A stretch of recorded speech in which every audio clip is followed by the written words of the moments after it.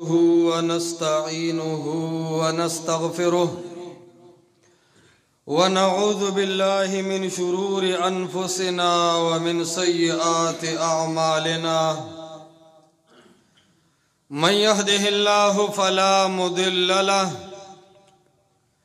ومن يضلله فلا هادي له وأشهد أن لا إله إلا الله وحده لا شريك له وأشهد أن محمدًا عبده ورسوله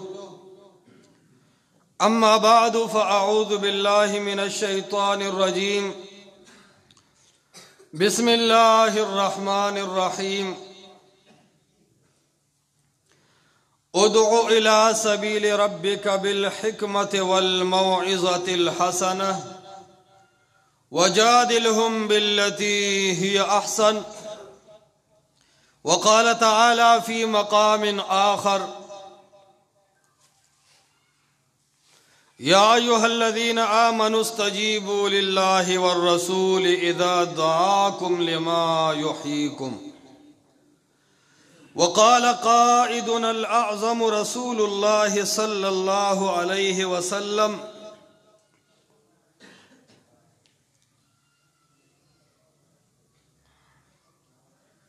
لو بدا لكم موسى فاتبعتموه وتركتموني لضللتم عن سواء السبيل.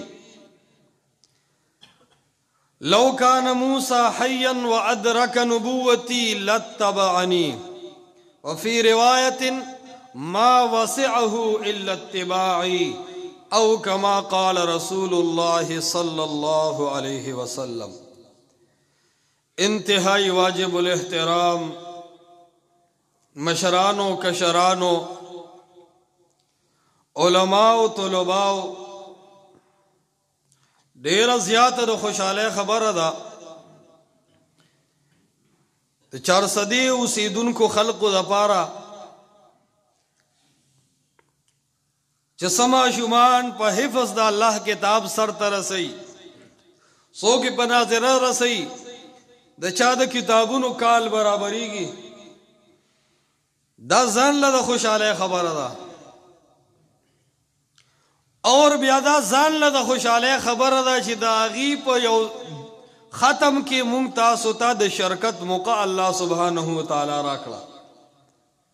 ځکه حسن بصری رحمت الله علیه قول علامہ ذهبی رحمت الله علیه سیر اعلام النبلاء کې ذکر کړي اغوی اهل ایمان د اهل ایمان والو د مجالس نه پیجندي شي او اهل المعصیت فاجر او فاسق داغیو د مجالس نه پیجندل شي. د مسلمانانو اور د اهل ایمان او مجالس به د قران او د حدیث والوي او د دې په قدر اغه څوک سپويږي چې دا هغه دنه سینه کې د قران او د توحید رڼا نشتا اغه چاته ثبت نه چې د سنت مصطفی صلی الله علیه وسلم د مقام نه خبري انما يعرف ذا الفضل من الناس ذووه قدر زرزر گرشنا صد قدر جوهر جوهری د سرو زرو په قدر باندې خو زرګر پويږي لیونه سپویږي پلارا ګرځیدون کې ماشوم ته د سونی او د مقناطیس په قدر کې فرق سم معلومې دی شي. کچا سوچو کو په دې خبره چې پنن وخت کې زما تعلق د قران سره دی اور زما تعلق د احادیث د محمد مصطفی صلی الله علیه وسلم سره دی. د دې په مقام او مرتبه باندې که سوچ کو پرب مې د قسم وی په دې نتیجه باندې ورسی چې په مخ د ازمکه نن زده الله په اولیاء کې یو ولیم. دا ډېر غټ نسبت ده چې تعلق زموږ د قران او د حدیث سره دی. شیخ الاسلام حافظ ابن قیم رحمت الله علیه تا یو رشتہ دار چیټ را لګلې ده ورته وی چې ته د دنیا کسب ولې نه کې اگر ورته جواب ورکي یو کتاب الجواب الکافی لمن سأل عن الدواء الشافي الداء والدواء وړو کې کتاب د غټ نوم دی خو کتاب کې دن نم ډیر غټ سپرات دي اولې بنوي چې کتاب د شیخ الاسلام حافظ ابن قیم رحمت الله علیه اهل علم داغي د قلم په عمق داغي په علم او تجربه او داغي په فهم قران او حدیث باندې علما پوهې دي او دا یاد ساته خبر راته یاد د بل خوا نظم خاص یو جمله معترضه په تور باندې واما کم سړی ته چې الله حق نصیب کی او کم سړی په معاشره کې د کردار والا شي د انقلاب والا شي د هغه یو نشان ده چې د خلکو د اعتراضاتو د غشو سرونه به هغه طرف ته ورسم وي شیخ الاسلام ابن قیم رحمت الله علیه د تحقیق او د علم د جهان یو لوی بادشاہ دی او چې رد پکې نو کوثری دی غوندا او سبوکی دی غوندا خلک راضی او داغه خلاف قلم اوچتي بهرحال والفضل ما شهدت به الاعداء اغه خلکم د شیخ الاسلام ابن قیم صفاتونه کړی دي کم خلک چې پرای کې داغه خلافو دی وجنا ز اکثر احناف علما او ورونو توایم وګره مرقات المفاتيح د مولا علی قاری رحمت الله علیه د مشکات شرح اوچت کا دریم جلد صفحه 348 اغه د ابن قیم رحمت الله علیه د زاد المعاد تاریخی او تحقیق راړي ورستوي انهما كانا من اولیاء هذه الامه ابو شیخ الاسلام حافظ ابن تیمیہ او حافظ ابن قیم باندې اعتراض کوونکیا دا خبر وورا انهما كانا من اولیاء هذه الامه شیخ الاسلام ابن تیمیہ اور ابن قیم د دې امت اولیاء او موږ ولی ار مشرک او بدعتي تم وایو کنه نو دفر اعتراض په ناشنا انداز کوي ومن اکابر اهل السنه والجماعه اغه اولیاء نو چې صرف په اوالو تل اغه اولیاء نو چې د کټ د خپینه به سلور زره تسبیح تاوله اغه اولیاء نو چې غټه کورته به چولا اوچت ک مرقات د مولا علی قاری اغه ومن اکابر اهل السنه والجماعه ست اهل السنه والجماعت وای کم ته اهل حق وای د اهل حق په اکابر کې شیخ الاسلام ابن قیم او ابن تیمیہ شامل دي عرض میں دا کوډر قابل سړی دی اغال جواب الکافی کې وتدی وی چې تاسو ته پته دا خبره ما سو کوله اسوک بو وی څه خبره شروع وا لا سوچت کې چاته یادی ماشاءالله قربان شیخ قربان به د بي معافي خیال مونږ تاسو ته بهرحال وی چې څه کسب کوا اغه وی ک کسبونه دي ته وی چې سړی ځان له خوشاله را جمع کی که کسبونه دي ته وای چې د سړی مخ کې منزل په آسان شي وای زه په داسې کسب کې لګیا یم چې هغه امرضیات تیارې ورکون کې دا غي نه زیات منزل آسانون کې یو کاروبار نشي کېده او هغه منزل آسانون کې کسب چې ده هغه خدمت د قران او د حدیث ده چې د شیخ الاسلام ابن تیمیہ رحمت الله علیه د جبی نوزی اور زې قلم بند کوم وای زه خو به وړر لوی کسب کې مشغول یم اور کا کسب صرف د دنیا ګټلو توای کا کسب صرف پیسو جمع کولو توای نو ایدا سے کسب د سړی تاوان ګرځي او خيار سړی د تاوان طرف ته قدم ناخلی عرض میں دا کو پدې مجالسو کې خوشاله شو کم ځای چې د قران او د حدیث आवाज لګي کوشش کوي خپل اوقات ماتاوي خوغه ترازه خپل کارونه لسل لوبه تاوان کوا خود قرآن او د حدیث مجالس مخربوا سفیان ثوری رحمت الله علیه قول علامہ ذهبی کتاب الکبائر کې ذکر کړي اغوای چې ایمان د اهل الله د اهل القرآن والحدیث په مجالسو کې ایمان داسې تازه کیږي لکه په سخته ګرمه کې د مازیګر په ټیم کې بوټي چې اوبو ور کول سره تازه کیږي نو دا ډیره د خوشاله خبره ده او بیا قرآن چې دا یو درس انقلاب دی قرآن د انقلاب یو چغه ده قرآن د انسانیت د پاره یو لوی پیغام دی. قرآن د امت په اصلاح کې یو لوی کردار ادا کوي. قرآن د خلکو په اتفاق او اتحاد کې یو لوی کردار پیدا کوي. قرآن د خلکو دشمنۍ ختمولو کې یو لوی کردار ادا کوي. قرآن جنت ته لار سمیدو کې یو لوی کردار ادا کوي. قرآن د آخرت په تیاری کې یو لوی کردار ادا کوي. قرآن سره چې د کومو طلباو نسبت راغلی دی والله هغه طلبا بختور دي. کومو پلارانو چې دا خپل بچی قرآن ته وقف کړي دي هغه پلاران بختور دي، اور هغه څوک هم بختور دي چې د مجالس د قرآن او د حدیث ته حاضر شوي دي. او قرآن دا یو ډېر کامل کتاب دی، خو کله چې د قرآن تشریح په عقل سره ونشي بلکې په احادیثو د محمد مصطفی صلی الله علیه وسلم سره وشي. او قرآن چې کله مطلق ذکر شي نو قید د احادیثو به دې کې ملحوظ نظر وي. ځکه دې ته علما منطقیان دې ته وي امر لازم جزء لا ينفک، دا تی جدا کیږي نه. قرآن او حدیث یو بل سره تړلي دي. دا خبره ځکه کوم چې نن فتنه د انکار حدیث هم ډېره په عروج روانه ده. اور هغه قرآن نوم لټوي لیکن امت مسلمه د احادیثو نه بد ځون کوي.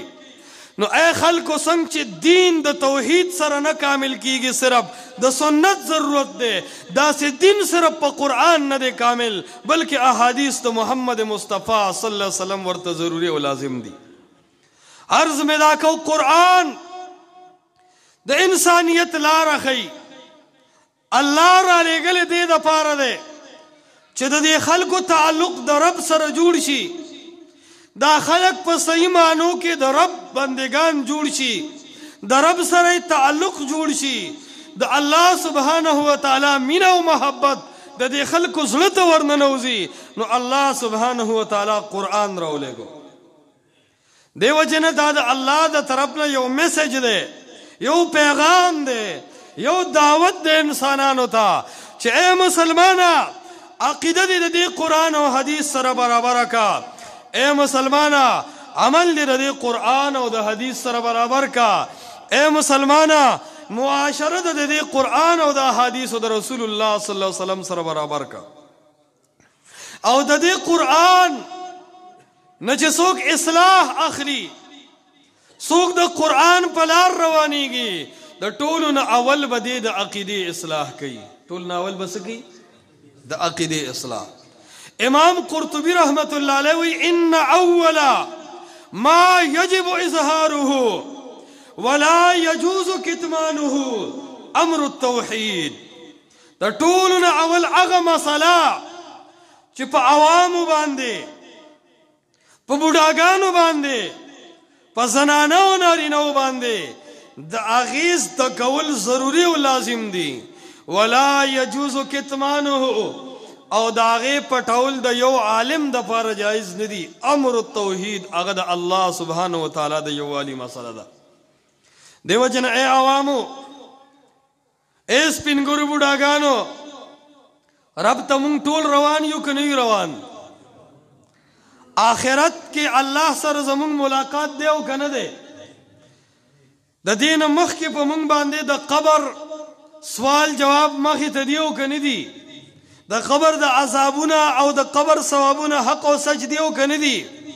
د هغې نه د بچ کېدو دپاره او هغه رب ته د ملاقات دپاره د ټولو نه اول څیز چې دی هغه عقیده د توحید ده، چې د هر مسلمان ښځې او سړي، ځوان او بوډا دې زړه کې به دا عقیده ځي چې لا اله الا الله و الهکم الہ واحد لا الہ الا هو.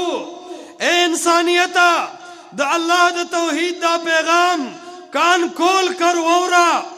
دیکھ د شک و شبهه گنجائش در ترا نشي، دیکھ د عقیده خراب نشي. دا په زړه باندې لیکلو کې زړه به په دې خبره باندې مطمئن کې چې ستا د عزت او د ذلت مالک یو الله دی. زړه به په دې مطمئن کې چې تا ته فایده او نقصان در کولو والا یو الله دی. زړه به په دې خبره باندې مطمئن کې چې تا ته نارینه او زنانه اولاد ورکولو والا یو الله دی. زړه به په دې خبره باندې مطمئن کې او شکوک او شبهاتو ته به موقع نه ورکې چې عالم الغیب یو الله دی. زړه به په دې باندې مطمئن کې چې بغیر اسبابو امداد کوونکې یو الله دی.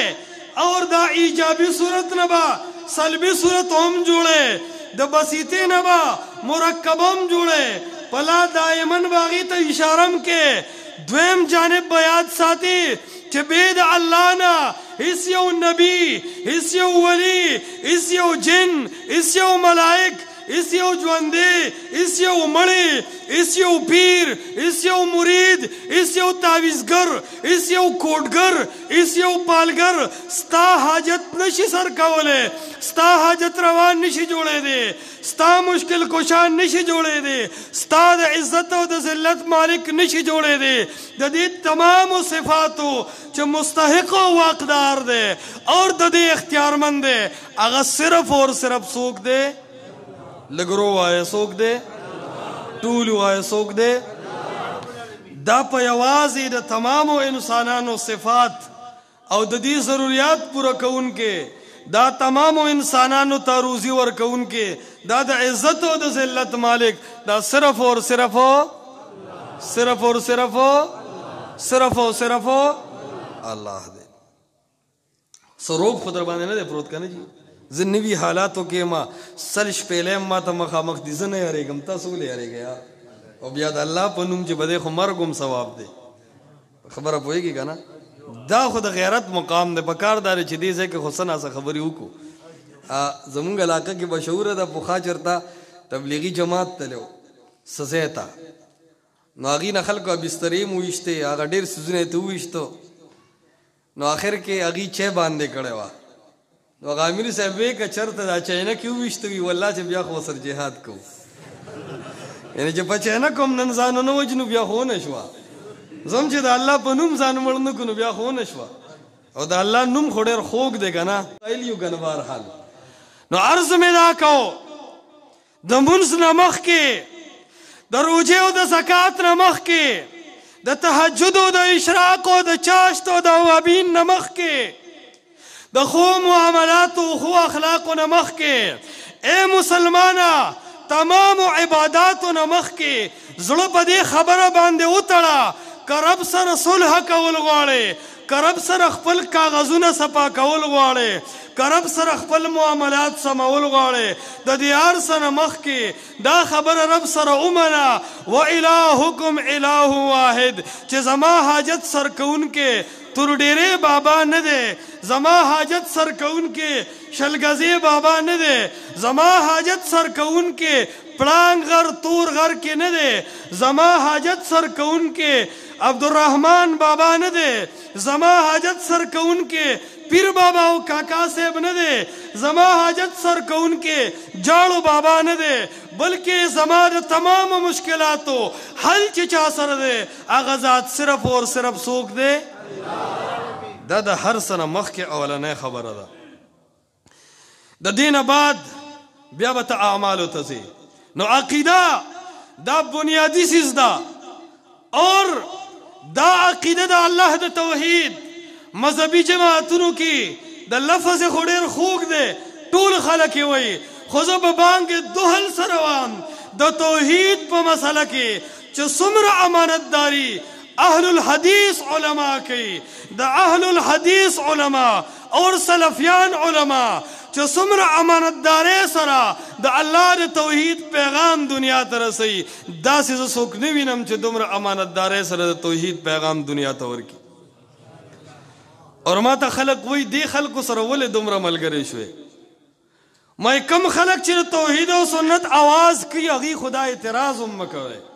که عام خلک یې کوي یا خو یا زمونږ مخاطب نه دي یا که مخاطب وي نو د هغې جواب مونږ سختۍ سره کوو.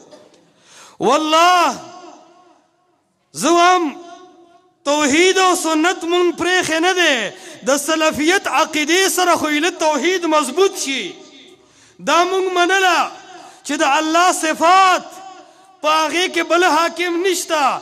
الله سره ولی شریک نه دی، پیر شریک نه دی، ملائک او پیغمبر شریک نه دي.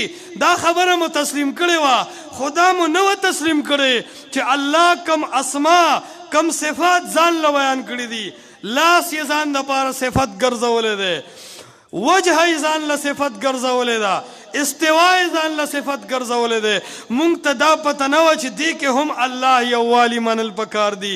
معنی دا چې بې د الله نه به بل چاله په دې کې حاکمیت نه ورکوي. مونږ خو هزار خبرې کولې، چا د تعطیل عبارتونه پیش کول، چا د تشبیه او د تمثیل عبارتونه پیش کول. مونږ وی توحید علی کامل کیږي څنګه چې الله سره ذات او صفات کې شریک نشته. دکسې د الله صفات چې څومره دي دا الله له ثابت دي، اور په دې اسماو کې هیڅ یو ولی ته اختیار نشته چې تعویل وکړي، هیڅ یو محقق ته اختیار نشته چې تعویل وکړي، هیڅ یو مجتهد ته اختیار نشته چې تعویل وکړي.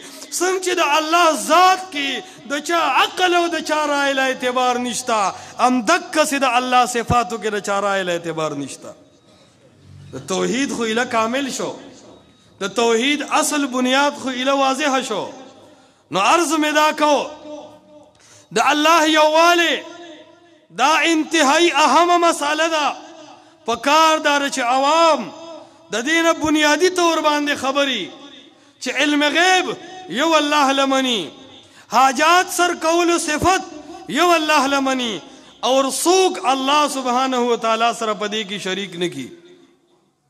دویم د شرک نه عوام ځان وساتي، ځکه د شرک باره کې د رب قانون دا دی، انه یقینا قانون دا دی من یشرک بالله، چا چې الله سره شریک جوړ کو عموم پرېښی دی، مفعول چې کله حذف شي نو دا عموم پیدا کوي.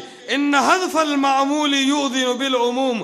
که جن یې شریک کو، که ولی شریک کو، که پیر شریک کو، که قبر شریک کو، که ژوندی شریک کو، که مړی شریک کو. من یشرک بالله، چا چې څوک هم د رب سره شریک کړو فقد حرم الله علیه الجنه، الله په هغه جنت حرام کړی دی، ومأواه النار، او د هغه د اوسېدو ځای اور د جهنم دی. نو عوام د دې عقیدې ډېر زیات خیال وساتئ چې د الله یووالي په دې کلک شي، اور دویم د محمد رسول الله صلی الله علیه وسلم سنت د هغه احادیث په دې خو انتهایی مضبوطیا سره عمل دا چې مونږ رب ته روان یو همدا به هم پکارېږي.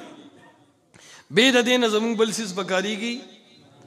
الله ته روان یو، رب چې کوم پیغام د قرآن او د حدیث را لېږلی دی، اے خلقو دغه پیغام اصل دی، دا اساس دی اور دا بنیاد دی. که دا بنیاد مخبل کو انشاءاللہ غلوی منزل با آسان شي.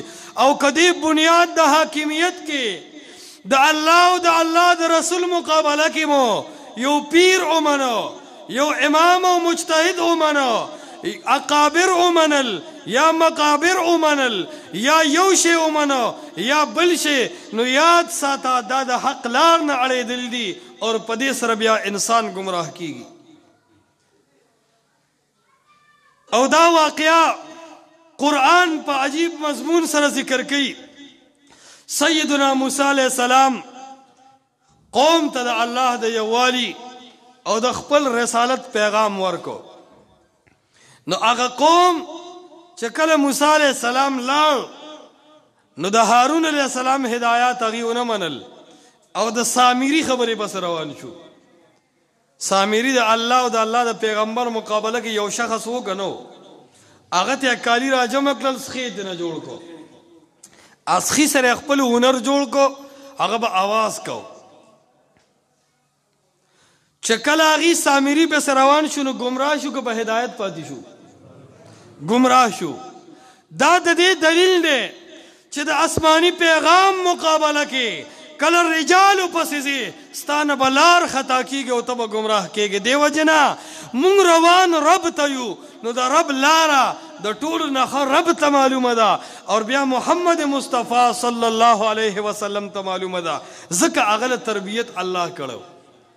نو کومه لار چې رب ته تللی ده په کومه لار چې محمد مصطفی تللی دی هغه لار به خپلول غواړي که نه به خپلول غواړي.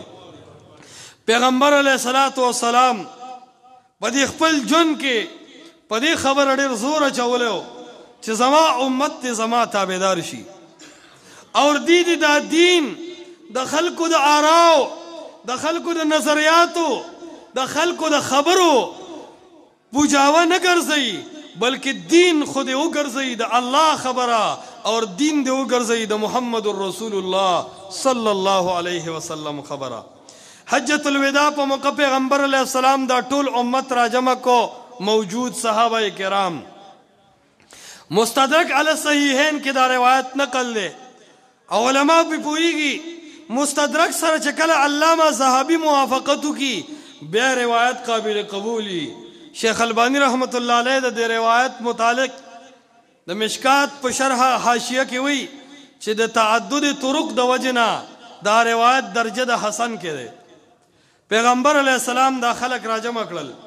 توجه مشته ټول توجه ده ټول خلق راجمع کړل او اعلان وکړ یا ایها الناس اے خلقو.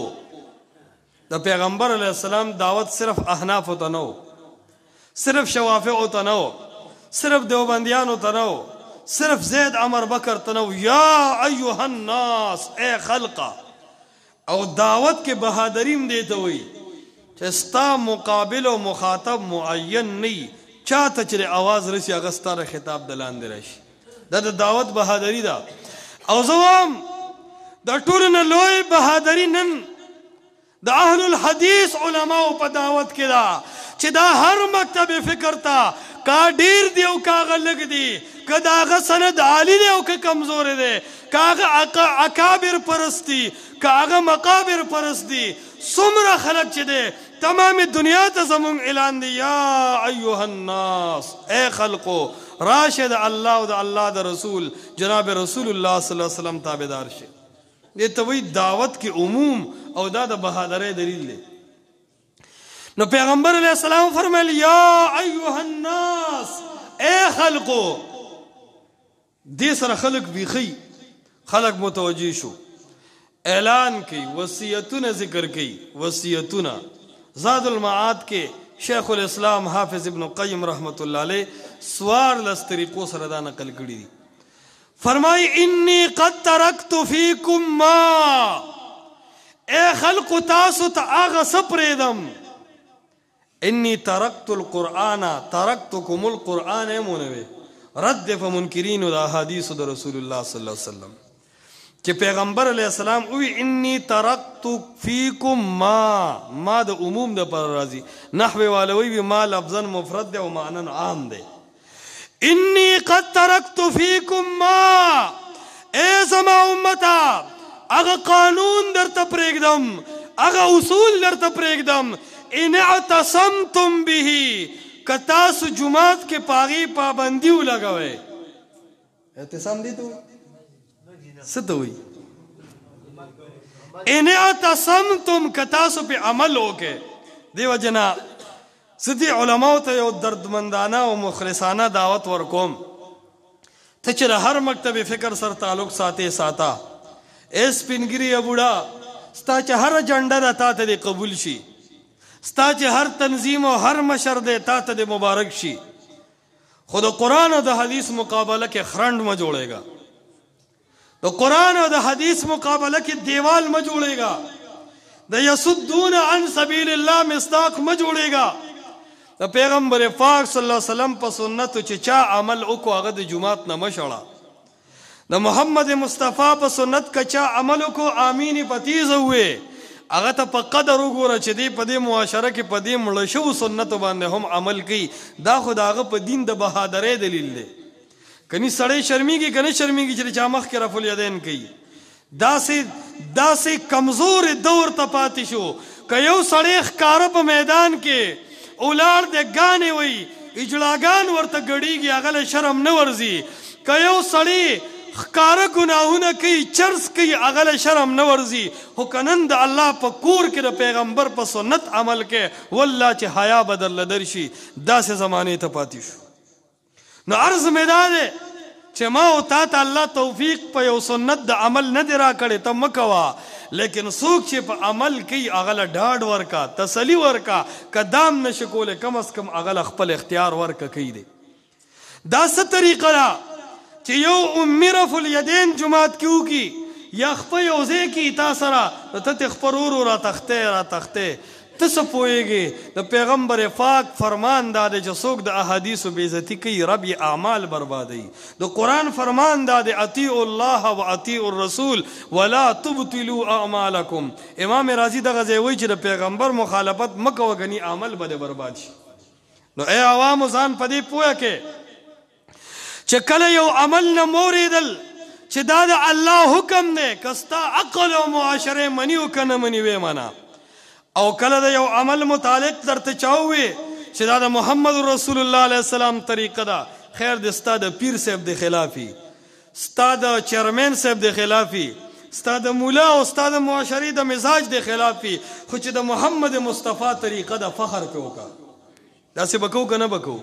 د الله د پیغمبر احادیثو ته خرنډ مه جوړېږئ کنی یاد ساتئ دا د قرآن او د حدیث پیغام نن دنیا کې لګېدلی دی دا आवाज الله اوچتوي که څوک غواړي که نه غواړي که څوک پې خوشحال وي که نشي خوشحال.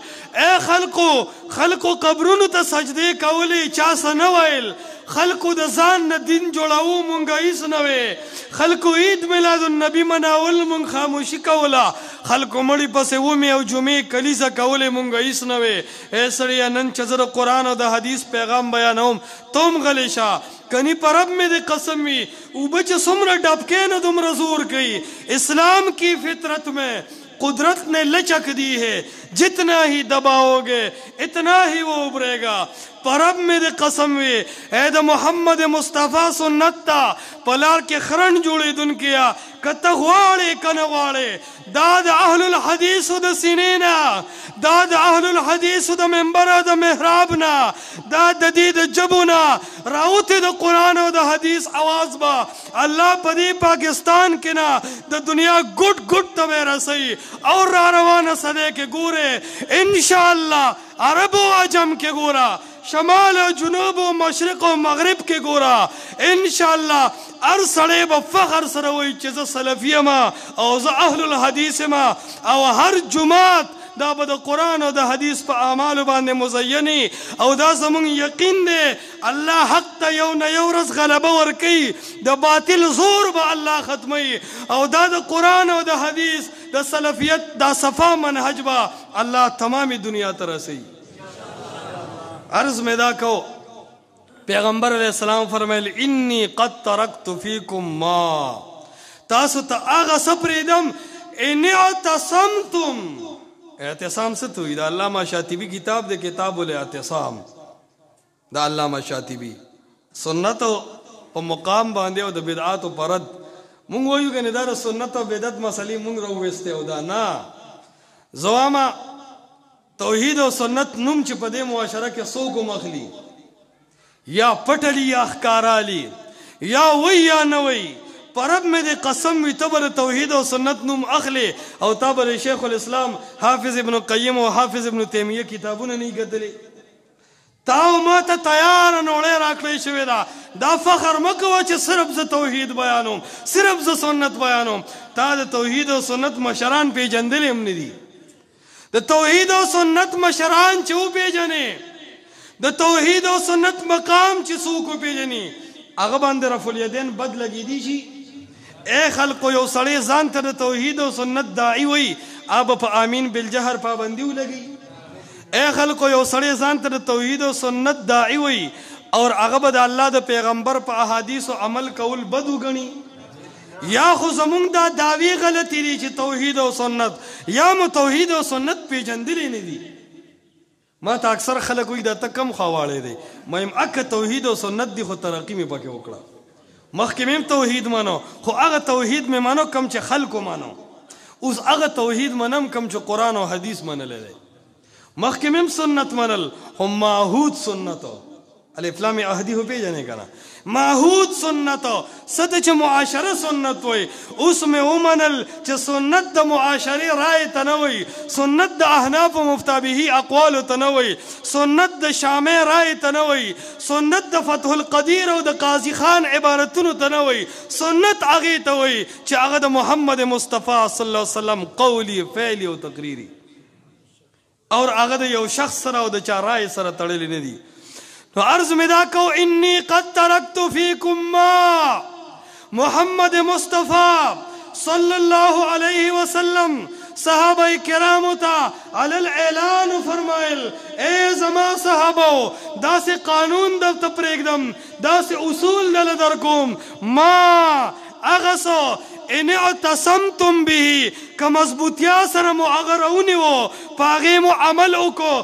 فلن تدلوا ابدا محمد مصطفی وی ګارانټي در کوم چره به گمراه نشه چره به گمراه نشه خلق وی کنه یاره دا د امام ابو حنیفه رحمت الله علیه رائے دا د امام محمد دا د امام ابو یوسف دا وی دا بګه مفتابهی قول دی نبی علیہ السلام وی مفتابهی قول زمانه وورا فتوا چې زه در کوم هغه توقع ده ما ان اعتصمتم به فلن تضلوا ابدا چرې به ګمراه نشئ صحابه کرام وایي اے د الله حبیبه بیان که هغه اصول بیان که هغه انداز چې په هغې موږ د ګمراهۍ نه بچ کېږو وایي فرمایل ترکت فیکم امرین معطا د امام مالک کې د الفاظ داسې دی وایي فرمایل کتاب الله وسنت نبیه صلی الله علیه د الله کتاب او د پیغمبر پاک صلی الله علیه وسلم سنت کلم چې په دې منګولې لګولې وي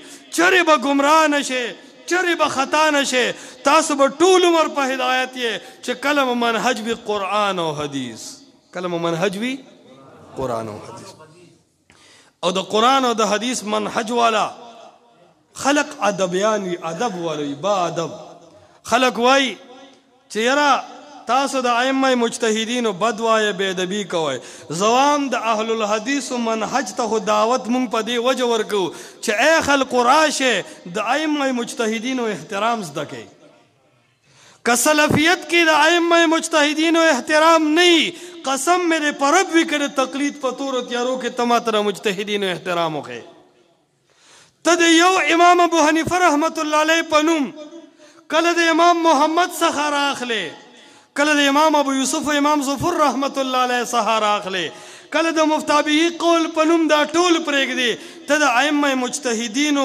منونکی شوې او زوام چې دی ائمه مجتهدینو ویلي دي چې اذا صح الحدیث فهو مذهبي زه صحیح حدیث د بخاري او د مسلم د قرآن او د حدیث کې د الله د پیغمبر ارشادات اخلم زه د مجتهدینو ګستاخ شم عجیب انصاف خود د قوم دی دا خو سوال نه پیدا کیږي عرض میں دا کو د تمام دنیا د خلقو د پاره قرآن او حدیث یو میزان مقرر کړی دی د پیغمبر علیه السلام لوی شان دی که نه دی په دې تمام دنیا کې په انسانانو کې د محمد رسول الله علیه السلام عمره شان او مقام د چاشتا د هغه عمره مرتبه د چاشتا خو که څوک هغه ته سجده کوي دا به جایز نو شان یې چې لوی دی یار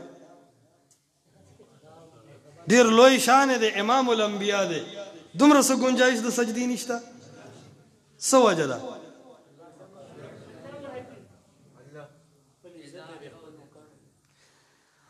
خبر اصل کې دا د وجه دا ده چې دا د محمد رسول الله حق نه دی د دې حقدار صرف اور صرف څوک دی ټول وایي څوک دی نو که یو سړی د پیغمبر علیه السلام احترام دی کې ګڼي چې زه ورته سجده کوم نو نوم دی د احترام اخلي خدا د هغه څه ده نو که یو سړی د قرآن او د حدیث په مقابله کې د یو امام قول اخلي او قرآن او حدیث پرېږدي او وایي چې دا زه د امام او مجتهد احترام کوم آیا دا احترام دی